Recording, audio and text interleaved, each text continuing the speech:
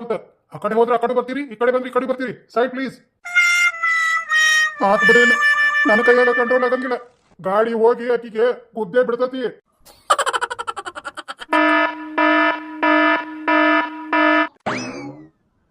ಬೇಡ ಬೇಡ ಅಂದ್ರು ತಗೋ ತಗೋ ಅನ್ನಕತ್ತಾಳ. ಲಕ್ಷ್ಮಿ ಬರ್ತಾ ಇದ್ರೆ ಬೇಡ ಅನ್ಬಾರ್ದು, ಪಾಪ ಸುತ್ಕೊಳ್ಳುತ್ತೆ. ಏನು ಇಷ್ಟು ಚೆನ್ನಾಗಿರೋ ಮುಖ ಇಟ್ಕೊಂಡು ಈಗ ಅಳ್ತಾ ಇದ್ರೆ ಚೆನ್ನಾಗಿ ಕಾಣಿಸಲ್ಲ. ಎಲ್ಲಿ ಒಂದೇ ಒಂದ್ಸರಿ ನಗು. ಇದು ನಗು ಮುಖನಾ? Wow, super smile. Thank you. ಸರಿ, ನಾನು ಹೋಗಿ ಬರ್ತೀನಿ. ಬಾಯ್. ಈ ಹುಡುಗಿಗೆ ಏನಾದರೂ ಮದುವೆ ಮಾಡಿದ್ರೆ ನನ್ನ ಇನ್ಕಮ್ ಎಲ್ಲ ಹಾಳಾಗಿ ಹೋಗುತ್ತೆ. ಏನು ಮಾಡೋದು? ಅವನನ್ನೇ ಹಿಡಿದು ಅವನ ಹತ್ರನೇ ಎಲ್ಲ ವ್ಯವಸ್ಥೆ ಮಾಡ್ಕೋಬೇಕು. ಹಲೋ, ನಾನಪ್ಪ, ಗೊತ್ತಾಯ್ತಾ? ಹಾಂ ಸರಿ. ಅದು ಒಂದು ಹುಡುಗಿ ಇದ್ಲು. ಇನ್ನೊಂದು 4 ದಿವಸದಲ್ಲಿ ಅವಳೇನಾದರೂ ಕರ್ಕೊಂಡು ಹೋಗೋದಕ್ಕಾಗುತ್ತಾ ಅಂತ. ಆಗಲ್ವಾ? ಅಯ್ಯೋ, ದುಡ್ಡು ಕೊಡ್ತೀನಯ್ಯ, ಬೇಕಾದಷ್ಟು, ಎಷ್ಟು ಬೇಕೋ ಕೇಳಿ. ಆದರೆ ಈ 4 ದಿವಸದ ಒಳಗಡೆನೆ ಅವಳು ಈ ಇಂಡಿಯಾನ ಬಿಟ್ಟು ಹೊರಗೆ ಹೋಗಬೇಕು. ಸರಿ, ನೀವೆಲ್ಲ ತಯಾರು ಮಾಡ್ಕೊಳ್ಳಿ. ನಿಮಗೆ ದುಡ್ಡಿನ ವ್ಯವಸ್ಥೆ ನಾನು ಮಾಡ್ತೀನಿ, ನೀವೇನು ತಲೆ ಕೆಡಿಸ್ಕೋಬೇಡಿ.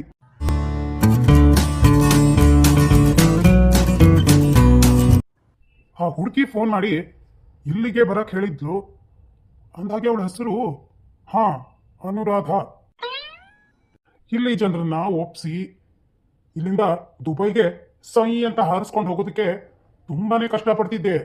ಆದರೆ ಈ ಹುಡುಗಿ ತಾನಾಗಿನೇ ಕೂರಿ ಹಳ್ಳಕ್ಕೆ ಬಿದ್ದ ಹಾಗೆ ಬೀಳ್ತಿದ್ದಾಳೆ. ಆದಷ್ಟು ಬೇಗ ಇವಳನ್ನ ಇಲ್ಲಿಂದ ಕರ್ಕೊಂಡು ಹೋಗೋ ವ್ಯವಸ್ಥೆ ಮಾಡಬೇಕು.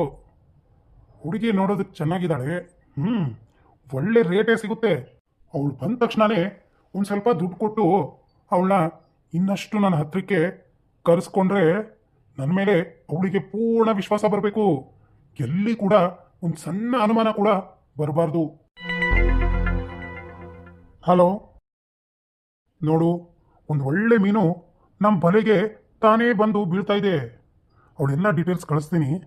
ಅವಳಿಗೆ ದುಬೈಗೆ ಹೋಗೋದಕ್ಕೆ ಎಲ್ಲ ತಯಾರಾಗಬೇಕು, ಆದಷ್ಟು ಬೇಗ. Okay, I call you later. Hi Sandeep. Hey, hi. ಏನೋ? Thank you Sandeep. ನಾನು ಫೋನ್ ಮಾಡಿದ ತಕ್ಷಣನೇ ಪಾಪ ನೀವೆಲ್ಲ ಕೆಲಸ ಬಿಟ್ಟು ಬಂದ್ರಿ ಅಂತ ಕಾಣಿಸುತ್ತೆ. ಹೇ ಅನು, ಇಂಥ ಬ್ಯೂಟಿಫುಲ್ ಹುಡುಗಿ ನನಗೆ ಭೇಟಿ ಆಗಬೇಕು ಅಂತ ಫೋನ್ ಮಾಡಿದರೆ ಯಾರಿಗೆ ತಾನೇ ಇಲ್ಲ ಅಂತ ಹೇಳೋಕ್ಕಾಗುತ್ತೆ? ನನಗೆ ಎಲ್ಲ ಕೆಲಸ ಬಿಟ್ಟು ಬರಲೇಬೇಕಾಯ್ತು. ಹೇಳಿ, ಏನು ಹೆಲ್ಪ್? ಸಂದೀಪ, ಅದು ನಾನು ಸ್ಟ್ರೇಟ್ ಫಾರ್ವರ್ಡ್ ಹುಡುಗಿ. ನನಗೆ ಈ ಹಳ್ಳಿಯಲ್ಲಿ ಇರೋದಕ್ಕಾಗ್ತಾ ಇಲ್ಲ. ಯಾಕಂದರೆ ಇಲ್ಲಿ ಜೀವನದ ಕಟ್ಟುಪಾಡು ನನಗಿಷ್ಟ ಆಗಲ್ಲ. ನನಗೆ ರೆಕ್ಕೆ ಹಾಕೊಂಡು ಸ್ವತಂತ್ರವಾಗಿ ಎಲ್ಲಂದ್ರಲ್ಲಿ ಹಾರಾಡಬೇಕು ಅಂತ ಅನಿಸುತ್ತೆ. ಎಷ್ಟು ಸ್ವತಂತ್ರವಾಗಿ ಅಂದರೆ ಅಲ್ಲಿ ನಮ್ಮವ್ರನ್ನವರು ಯಾರೂ ಇರಬಾರ್ದು. ಇದನ್ನು ಮಾಡಬೇಡ, ಅದನ್ನು ಮಾಡಬೇಡ, ಅಲ್ಲಿ ಹೋಗಬೇಡ, ಇಲ್ಲಿ ಬರಬೇಡ ಅಂತ ಬುದ್ಧಿ ಹೇಳೋರು ಯಾರೂ ಇರಲೇಬಾರ್ದು. ಅನು ಅನು ನೀನು ಒಂದ್ಸರಿ ಇಲ್ಲಿಂದ ಹಾರಿ ಬಂದರೆ ದುಬೈನಲ್ಲಿ ನಿನಗೆ ಹೇಗೆ ಬೇಕೋ ಹಾಗೆ ಲಕ್ಸುರಿಯಸ್ ಲೈಫ್ನ ಎಂಜಾಯ್ ಮಾಡಬಹುದು. ಹೌದಾ? ಹೌದು. ಮತ್ತೆ ದುಬೈ ಹೇಗಿದೆ ಗೊತ್ತಾ? ಸ್ವರ್ಗನೇ ಮೀರಿಸುತ್ತೆ. ನೀನು ಎಷ್ಟು ಬ್ಯೂಟಿಫುಲ್ ಆಗಿದೆಯಾ ಗೊತ್ತಾ? ನಿನಗೆ ನಿನ್ನ ನೋಡ್ತಾ ಇದ್ರೆ ಹಾಗೆ ನೋಡ್ತಾನೆ ಇರಬೇಕು ಅನ್ಸುತ್ತೆ. ನಿನ್ನಂತ ಸುಂದ್ರಿ ಈ ಊರಲ್ಲಿ ಇರೋದು ಲಾಯಕ್ಕೆ ಇಲ್ಲ ಅಂತ ನನಗನ್ಸುತ್ತೆ. ನೀನೇನಿದ್ರು ದುಬೈಲಿ ರಾಣಿ, ಮಹಾರಾಣಿ ತರ ಮೆರಿಬೇಕು. ನೀನು ಒಂದ್ಸರಿ ನಿಮ್ಮ ಅಪ್ಪ ಅಮ್ಮನ ಬಿಟ್ಟು ನನ್ನ ಜೊತೆ ಬಂದು ನನ್ನ ಕೈ ಹಿಡ್ಕೋ. ಜೀವನ ಪೂರ್ತಿ ನೀನು ಕೈ ಬಿಡಲ್ಲಾನು. ನಾನು ಜೀವನದಲ್ಲಿ ಏನೇನು ಆಸೆಗಳಿವೆ ಎಲ್ಲಾನು ನೆರವೇರಿಸ್ತೀನಿ. ಅಷ್ಟೇ ಅಲ್ಲ, ನೀನು ಸ್ವತಂತ್ರವಾಗಿರಬಹುದು.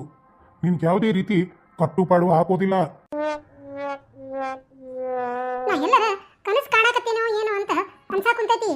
ಸಂದೀಪ ನೋಡೋದಕ್ಕೆ ಒಳ್ಳೆ ಸ್ಮಾರ್ಟ್ ಆಗ್ಯದಾನ, ಜೊತೆಗೆ ಹಣವಂತ. ನನ್ನ ಕರ್ಕೊಂಡು ಹೋಗಿ ನನ್ನ ಕೈ ಹಿಡಿತೇನೆ ಅಂತ ಕೂಡ ಹೇಳಕತ್ತಾನ. ಇದಕ್ಕಿಂತ ಇನ್ನೂ ಹೆಚ್ಚಿಗೆ ಏನ್ ಬೇಕ? ನಾ ಅಪ್ಪ ಅವ್ಗ ಹೆದರಿ ಇಲ್ಲೇ ಇದ್ನಂದ್ರ ನನ್ನ ಜೀವನ ಈ ಹಳ್ಳಿ ಕೊಂಪೆಗ ಮುಗಿದು ಹೋಗ್ತೈತಿ. ಇಲ್ಲಿಂದ ಹಾರಿ ದುಬೈಕ ಹೋಗಬೇಕ. Sandeep, I love you. I love you too. ಅದು ನನ್ನ ಕಡೆ ಒಂದು ಸ್ವಲ್ಪ ದುಡ್ಡಿತ್ತು. ಇವಾಗ ಇದನ್ನ ಇಟ್ಕೊಂಡು ನನಗೆ ಹೋಗೋಕ್ಕೆ ವ್ಯವಸ್ಥೆ ಮಾಡ್ರಿ. ಆಮೇಲೆ ಅಲ್ಲಿಗೆ ಹೋದ್ಮೇಲೆ ಹೇಗಾದರೂ ಮಾಡಿ ಅಲ್ಲಿ ದುಡ್ದು ನಿಮಗೆ ಬಾಕಿ ಹಣನ ಕೊಡ್ತೀನಿ, ಆಯ್ತಾ? ಅನು, ಏನು ಮಾತಾಡ್ತಿದ್ಯಾ? ನನಗೆ ಬೇಜಾನ್ ಆಸ್ತಿ ಇದೆ ದುಬೈಲಿ. ನಿನ್ನ ಕರ್ಕೊಂಡು ಹೋಗೋದು ಏನು ಕಷ್ಟ ಅಲ್ಲ. ನೋಡನು, ನನ್ನ ಇಡೀ ಆಸ್ತಿಗೆ ನೀನೇ ವಾರಸು. ನನ್ನನ್ನು ನಾನು ಕರ್ಕೊಂಡು ಹೋಗ್ತಾ ಇದ್ದೀನಿ. ಅದಕ್ಕೆ ನೀನು ಸಾಲ ಅಂತ ತಿಳ್ಕೊಂಡು ದುಡ್ಡು ವಾಪಸ್ ಕೊಡೋ ಅವಶ್ಯಕತೆ ಇಲ್ಲ. ಆದ್ರೂ ನನ್ನ ಕಡೆ ಇರೋ ದುಡ್ಡನ್ನ ನೀವು ತಗೊಳ್ಳಿ, ಎದಕ್ಕಾದ್ರೂ ಯೂಸ್ ಆಗುತ್ತೆ. ಬೇಡ ಬೇಡ ಅಂದ್ರು ತಗೋ ತಗೋ ಅನ್ನಕತ್ತಾಳ. ಲಕ್ಷ್ಮಿ ಬರ್ತಾ ಇದ್ರೆ ಬೇಡ ಅನ್ಬಾರ್ದು, ಪಾಪ ಸುತ್ಕೊಳ್ಳುತ್ತೆ. ಅನೋ, ನನಗೆ ನಿನ್ನ ಕಡೆ ದುಡ್ಡು ಇಸ್ಕೊಳ್ಳೋದಕ್ಕೆ ಬೇಜಾರಾಗ್ತಾ ಇದೆ. ಸಂದೀಪ್ ಅವರೇ, ನನ್ನ ಹತ್ರ ಇರೋಷ್ಟು ದುಡ್ಡನ್ನ ಕೊಡ್ತಾ ಇದ್ದೀನಿ, ಪ್ಲೀಸ್ ಬೇಡ ಅನ್ಬೇಡಿಪ್ಪ.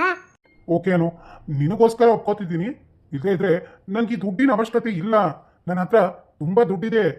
ಸಂದೀಪ್ ಅವರೇ, ಪ್ಲೀಸ್ ನನಗೋಸ್ಕರ ಈ ದುಡ್ಡನ್ನ ತಗೊಳ್ಳಿ. ಓಕೆ ಅನು, ದುಡ್ಡು ತಗೊಳ್ಳಿಲ್ಲ ಅಂದ್ರೆ ನಿನಗೆ ಬೇಜಾರಾಗುತ್ತೆ. ಸರಿ, ನಾನು ದುಡ್ಡು ತಗೋತೀನಿ. ಸರಿ ಸಂದೀಪ್, ಇನ್ನು ನಾನು ಹೋಗ್ತೀನಿ.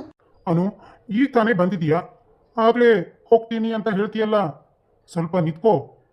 ಇಲ್ಲ ಸಂದೀಪ್, ಅಪ್ಪ ಮನೆಗೆ ಬರೋ ಹೊತ್ತಾಯ್ತು. ಅವ್ರು ಬರೋದೊಳಗಡೆನೆ ಮನೆ ಸೇರ್ಕೋಬೇಕು. ಅಂದ್ಹಾಗೆ ಅನು, ನಾವು ದುಬೈಗೆ ಹೋಗ್ತಾ ಇರೋ ವಿಷಯನ ಯಾರ ಜೊತೆನೂ ಶೇರ್ ಮಾಡ್ಕೋಬೇಡ. ನಿನ್ನ ತಂಗಿ, ತಾಯಿ, ಫ್ರೆಂಡ್ಸ್, ಎನಿಯಲ್ಸ್ ಯಾರ ಜೊತೆನೂ ಈ ವಿಷಯನ ಹಂಚ್ಕೊಳ್ಳಿಕ್ಕೆ ಹೋಗ್ಬೇಡ. ಯಾಕಂದ್ರೆ ನೀನು ಇಲ್ಲಿಂದ ದುಬೈಗೆ ಹೋಗೋ ಆಸೆ ಒಡೆದು ನುಚ್ಚು ನೂರಾಗುತ್ತೆ. ಅದಕ್ಕೆ ಯಾರ ಜೊತೆನೂ ಹಂಚ್ಕೋಬೇಡ. ಒಂದ್ಸರಿ ನೀನು ದುಬೈಗೆ ಹೋಗಿ ಲಕ್ಸುರಿಯಸ್ ಲೈಫ್ನ ಅನುಭವಿಸ್ತೀಯಲ್ಲ, ಅವಾಗ ಎಲ್ಲರೂ ಹೇಳ್ತಾರೆ, ಅನು ಹೇಗಿದ್ದವಳು ಹೇಗಾಗಿದ್ದಾಳೆ, ಅವಳು ತಗೊಂಡ ನಿರ್ಧಾರ ಸರಿಯಾಗೇ ಇದೆ ಅಂತ ನಿನ್ನ ಎಲ್ಲ ಜನರು ಹೊಗಳ್ತಾರೆ. ಹೌದಾ? ಹೌದು ಅನು, ನನ್ನ ನಂಬು. ಆಯ್ತು ಸಂದೀಪ್, ನಾನಿನ್ ಬರ್ತೀನಿ. Okay bye. ಈ ಅನು ಬಂಗಾರದ ಮೊಟ್ಟೆ ಇಡೋ ಕೋಳಿ. ಹೇಗಾದ್ರೂ ಮಾಡಿ ಮೊದಲವಳನ್ನ ಇಲ್ಲಿಂದ ಕರ್ಕೊಂಡು ಹೋಗೋ ವ್ಯವಸ್ಥೆ ಮಾಡಬೇಕು. ಅಂದ್ಹಾಗೆ ಸಂದೀಪ್ ಅವರೇ, ಇನ್ನೊಂದು ವಿಷಯ ಹೇಳಬೇಕಾಗಿತ್ತು. ಏನು? ಏನಿಲ್ಲ, ಅದು ಮುಂದಿನ ವಾರ ಗಂಡಿನ ಕಡೆದವರು ನನ್ನ ನೋಡೋದಕ್ಕೆ ಅಂತ ಬರ್ತಿದ್ದಾರೆ. ಅಷ್ಟ್ರ ಒಳಗಡೆ ಏನಾದರೂ ನಾವು ಈ ಊರನ್ನ ಬಿಟ್ಟು ಹೋಗೋದಕ್ಕೆ ಆಗುತ್ತಾ ಅಂತ. ವಾಟ್ ಅನು, ನೀನು ಏನು ಹೇಳ್ತಿದೀಯಾ? ಗಂಡಿನ ಕಡೆದವರು ಮುಂದಿನ ವಾರ ನೋಡೋದಕ್ಕೆ ಬರ್ತಿದ್ದಾರಾ? ಹಾಗಿದ್ರೆ ನೀನು ದುಬೈಗೆ ಹೋಗೋ ಕನಸು ಏಡೇರುತ್ತೆ ಅಂತ ನನಗನ್ನಿಸ್ತಾ ಇಲ್ಲ. ಅಯ್ಯೋ ಸಂದೀಪ್ ಅವರೇ, ಹಾಗೆ ಮಾತ್ರ ಹೇಳಬೇಡಿ. ಹೇಗೋ ಒಂದು ವಾರ ಟೈಮ್ ಇದೆ. ಈ ಒಂದು ವಾರದಲ್ಲಿ ಏನಾದರೂ ಮಾಡೋದಕ್ಕಾಗತ್ತಾ ನೋಡಿ ಪ್ಲೀಸ್. ಒಂದು ವಾರದಲ್ಲಿ ಏನಾಗುತ್ತೆ ಅನು? ಪ್ಲೀಸ್ ಸಂದೀಪ, ಏನಾದರೂ ಮಾಡಿ, ಹೇಗಾದರೂ ಮಾಡಿ ನನ್ನ ಇಲ್ಲಿಂದ ಕರ್ಕೊಂಡು ಹೋಗಿ. ಓಕೆ ಓಕೆ ಅನು, ರಿಲ್ಯಾಕ್ಸ್. ನೀನಿವಾಗ ಮನೆಗೆ ಹೋಗು, ನಾನು ಫೋನ್ ಮಾಡಿ ಕೇಳ್ಕೊತೀನಿ ಯಾವುದಾದ್ರೂ ದಾರಿ ಇದೆಯಾ ಏನಾ ಅಂತ. ಆಯ್ತು. ಏನು ಇಷ್ಟು ಚೆನ್ನಾಗಿರೋ ಮುಖ ಇಟ್ಕೊಂಡು ಈಗ ಅಳ್ತಾ ಇದ್ರೆ ಚೆನ್ನಾಗಿ ಕಾಣಿಸಲ್ಲ. ಎಲ್ಲಿ ಒಂದೇ ಒಂದ್ಸರಿ ನಗು. ಇದು ನಗು ಮುಖನಾ? Wow, super smile. Thank you. ಸರಿ, ನಾನಿನ್ನು ಹೋಗಿ ಬರ್ತೀನಿ. ಬಾಯ್. ಈ ಹುಡುಗಿಗೆ ಏನಾದರೂ ಮದುವೆ ಮಾಡಿದ್ರೆ ನನ್ನ ಇನ್ಕಮ್ ಎಲ್ಲ ಹಾಳಾಗಿ ಹೋಗುತ್ತೆ. ಏನು ಮಾಡೋದು? ಅವನನ್ನೇ ಹಿಡಿದು ಅವನ ಹತ್ರನೇ ಎಲ್ಲ ವ್ಯವಸ್ಥೆ ಮಾಡ್ಕೋಬೇಕು. ಹಲೋ, ನಾನಪ್ಪ, ಗೊತ್ತಾಯ್ತಾ? ಹಾಂ ಸರಿ. ಅದು ಒಂದು ಹುಡುಗಿ ಇದ್ಲು. ಇನ್ನೊಂದು 4 ದಿವಸದಲ್ಲಿ ಅವಳೇನಾದರೂ ಕರ್ಕೊಂಡು ಹೋಗೋದಕ್ಕಾಗುತ್ತಾ ಅಂತ. ಆಗಲ್ವಾ? ಅಯ್ಯೋ, ದುಡ್ಡು ಕೊಡ್ತೀನಯ್ಯ, ಬೇಕಾದಷ್ಟು ಎಷ್ಟು ಬೇಕೋ ಕೇಳಿ. ಆದರೆ ಈ 4 ದಿವಸದ ಒಳಗಡೆನೆ ಅವಳು ಈ ಇಂಡಿಯಾನ ಬಿಟ್ಟು ಹೊರಗೆ ಹೋಗಬೇಕು. ಸರಿ, ನೀವೆಲ್ಲ ತಯಾರು ಮಾಡ್ಕೊಳ್ಳಿ. ನಿಮಗೆ ದುಡ್ಡಿನ ವ್ಯವಸ್ಥೆ ನಾನು ಮಾಡ್ತೀನಿ, ನೀವೇನು ತಲೆ ಕೆಡಿಸ್ಕೋಬೇಡಿ. Hello hello Sandeep.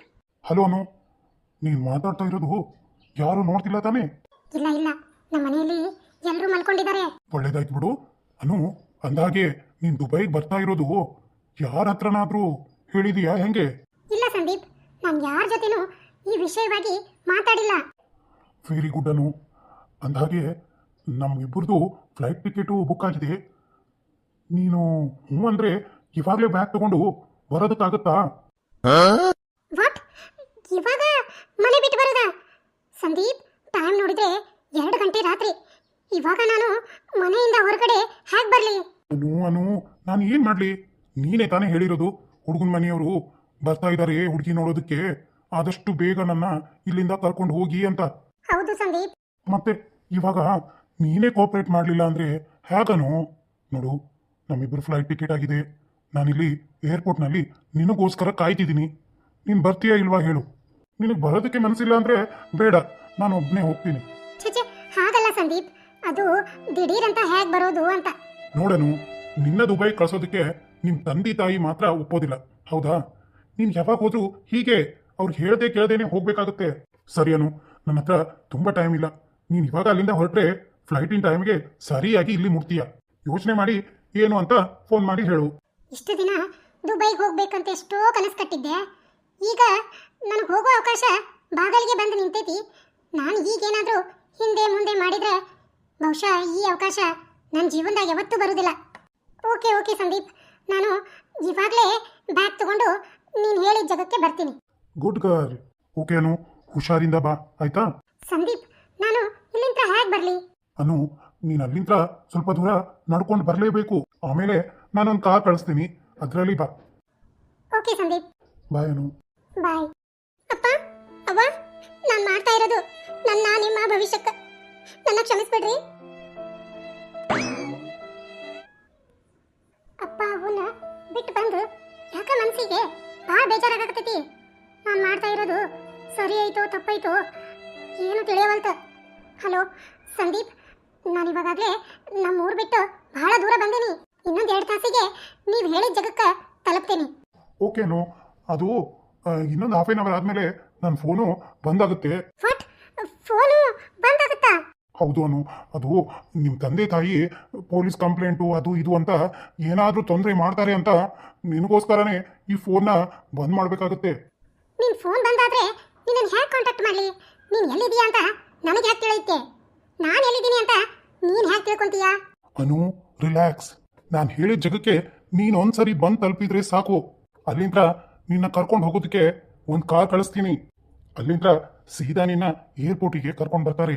ಏರ್ಪೋರ್ಟ್ನಲ್ಲಿ ನಿನಗೋಸ್ಕರ ಕಾಯ್ತಿದ್ದೀನಿ ಅನು. ಸಂದೀಪ, ನಿನ್ ಜೊತೆನೆ ನನ್ನ ಕರ್ಕೊಂಡು ಹೋಗ್ಬೋದಿತ್ತಲ್ವಾ? ಐ ಆಮ್ ಸಾರಿ ಅನು, ಸಿಚುವೇಶನ್ನ ಸ್ವಲ್ಪ ಅರ್ಥ ಮಾಡ್ಕೋ. ನೀನು ಜೊತೆಯಲ್ಲಿರೋದು ಯಾರು ನೋಡಬಾರ್ದು ಅಂತ ಹೀಗೆ ಮಾಡ್ತಾ ಇರೋದು. ನೀನೊಂದ್ಸರಿ ಏರ್ಪೋರ್ಟಿಗೆ ಬಂದರೆ ನಿನ್ನನ್ನು ಬಿಟ್ಟು ನಾನು ಎಲ್ಲಿ ಹೋಗಲ್ಲ. ಓಕೆನು? ನಾನು ಹೇಳಿದ್ದೆಲ್ಲ ನೆನಪಿದೆ ಅಲ್ವಾ? ಇದು ಲಾಸ್ಟ್ ಕಾಲ್. ಇದ್ರ ನಂತರ ನನಗೆ ಮತ್ತೆ ಕಾಲ್ ಮಾಡಬೇಡ. ಫೋನ್ ಬೇರೆ ಬಂದಾಗುತ್ತೆ, ನೆನ್ಪಿಟ್ಕೋ. ಎನಿ ಕಂಡೀಷನ್ ನನಗೆ ಮತ್ತೊಮ್ಮೆ ಕಾಲ್ ಬರಬಾರ್ದು. ಹಾಗೇನಾದರೂ ಕಾಲ್ ಮಾಡಿದರೆ ನಾವಿಬ್ರು ತೊಂದರೆಯಲ್ಲಿ ಸಿಕ್ಕಾಕೊಂತೀವಿ, ನೆನಪಿರ್ಲಿ. ಆಯ್ತು ಸಂದೀಪ್, ಆದಷ್ಟು ಬೇಗ ಬರ್ತೀನಿ. ಓಕೆನು, ಬೇಗ ಬಾ, ನಿನಗೋಸ್ಕರ ಕಾಯ್ತಿದ್ದೀನಿ. ಬಾಯ್ ಸಂದೀಪ್. ಬಾಯ್. ಅಲ್ಲ, ಈ ಸಂದೀಪ ಫೋನ್ ಯಾಕೆ ಬಂದ್ ಮಾಡ್ತಾನೆ? ಅವ್ನ ಫೋನಿಂದ ಏನು ತೊಂದರೆ ಆಗುತ್ತೆ ಏನೋಪ್ಪ, ನನಗಂತೂ ಒಂದು ಅರ್ಥನೇ ಆಗ್ತಿಲ್ಲ. ಒಂದು ರಾತ್ರಿಯಿಂದ ನಡಿತಾನೆ ಇದ್ದೀನಿ. ಊರು ಬೇರೆ ಬಿಟ್ಟು ಇಷ್ಟು ದೂರ ಬಂದ್ಬಿಟ್ಟೆ. ನಾನು ಹುಟ್ಟಿ ಇಷ್ಟು ದೊಡ್ಡವಳಾಗಿದ್ದು ಈ ಊರಲ್ಲೇ. ನಿಜವಾಗ್ಲೂ ನನ್ನ ದೇಹ ಅಷ್ಟೇ ಹೋಗ್ತಾ ಇದೆ ಅಂತ ಅನ್ಸುತ್ತೆ. ನನ್ನ ಜೀವ ಎಲ್ಲ ಈ ಊರಲ್ಲೇ ಇದೆ. ನನ್ನ ಕನಸನ್ನ ನನ್ಸ್ ಮಾಡ್ಕೋಬೇಕು ಅಂದರೆ ನಾನು ಈ ಊರನ್ನ ಬಿಟ್ಟು ಅಷ್ಟೇ ಯಾಕೆ, ಈ ದೇಶನೇ ಬಿಟ್ಟು ಹೋಗಲೇಬೇಕು. ಒಂದ್ಸರಿ ನಾನು ಅಲ್ಲಿ ಸೆಟ್ಲಾದರೆ ಅಪ್ಪ ಅವ್ವ ಎಷ್ಟು ಖುಷಿ ಪಡ್ತಾರಲ್ವ. ಅವರು ಸಣ್ಣಂದಿರ್ತಾನೆ ತುಂಬ ಕಷ್ಟದಲ್ಲಿ ಜೀವನ ಮಾಡಿದ್ದಾರೆ. ಅವ್ರ ಕಷ್ಟಕ್ಕೆ ನಾನು ಏನಾದರೂ ಹೆಲ್ಪ್ ಮಾಡಿ ಅವ್ರ ಕೈಲಿ ಸೈ ಅನಿಸ್ಕೋತೀನಿ. ಯಾರೇ ನೀನು ಚಲುವೆ, ನಿನ್ನಷ್ಟಕ್ಕೆ ನೀನೇ ಹೀಗೆ ನಗುವೆ. ಯಾರೇ ನೀನು ಚಲುವೆ. ಯಾರ ಪೈಕಿ ನಡೆ ರಸ್ತೆದಾಗ ಹಿಂಗ್ ನಡ್ಕೊಂತ ಹೊಂಟಾಳ? ರೀ ಸೈಡ್ ಸರಿ ರೀ. ನಾನ ಸೈಡ್ ಹೋಗ್ತೀನಿ. ಹೇ ಇವಳ ನಾ ಸೈಡಿಗೆ ಹೋದ್ರಿ ಕಿರು ಸೈಡಿಗೆ ಬರಕತ್ತಲ್ಲ. ಹಗ್ಗ ಅವನವನ ಇವತ್ತ ನನ್ನ ಗಾಡಿಗೆ ಸಿಕ್ಕ ಸಾಯಕ ಬಂದಾಳಿಕಿ. ಹೇ ನಿಮ್ಮ ಕಿವಿ ಕೇಳ್ತಾವಿಲ್ಲ ನಿಮ್ಗ? ಸೈಡ್ ಅಂತ ಹೇಳಿ ಎಷ್ಟು ಹಾರ್ನ್ ಹಾಕತ್ರು ಕೇಳುವಂತ. ಆ ಕಡೆ ಹೋದ್ರೆ ಆ ಕಡೆ ಬರ್ತೀರಿ, ಈ ಕಡೆ ಬಂದ್ರೆ ಈ ಕಡೆ ಬರ್ತೀರಿ. Side please. ಆತ್ ಬಿಡಿ, ನನ್ನ ಕೈಯಾಗ ಕಂಟ್ರೋಲ್ ಆಗಂಗಿಲ್ಲ. ಗಾಡಿ ಹೋಗಿ ಆಕಿಗೆ ಗುದ್ದೆ ಬಿಡ್ತತಿ.